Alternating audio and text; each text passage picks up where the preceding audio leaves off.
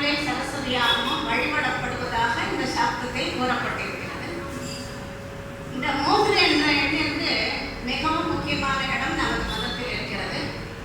சத்வ, ரஜஸ், தமஸ் என்ற 3 குணங்கள் உடைய நாம் விழிப்பு, கனவு, தூக்கம், அதாவது ஜாகிரத், சொப்ன, சுஷுப்தி என்ற 3 நிலைகளிலும் சிருஷ்டி, ஸ்திதி, சம்ஹாரம் என்ற 3 தொழில் செய்யும் பிரம்மா, விஷ்ணு, சிவன் என்ற மும்மூர்த்திகளின் தேவியர் ஆகிய துர்கா, லக்ஷ்மி, சரஸ்வதி என்ற முப்பெரும் தேவியராக விளங்கி வீரம், செல்வம், கல்விக்கு அதிபதியாக விளங்கி நமது வீரத்தினால் ஆணவம், நமது செல்வத்தினால் வறுமை, கல்வியினால் அறியாமை மூன்றையும் அழித்து முப்பெருங்களை ஆளும் திரிபுர சுந்தரியை வணங்கி இச்சாசக்தி, ஞானசக்தி, கிரியாசக்தி ஆகிய 3ற்கு அதிபதியாகிய அம்பாளை நமஸ்கரித்து தவம், கல்வி, தியானம் ஆகிய கர்மயோகத்தின் 3 பகுதிகளால் நாம் அவளை ஆராதித்து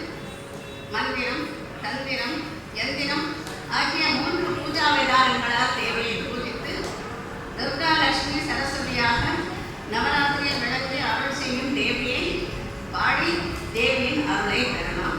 துர்கா, லட்சுமி, சரஸ்வதி என்ற பாபநாசம் சிவன் பாடல் ஆரம்பினார்.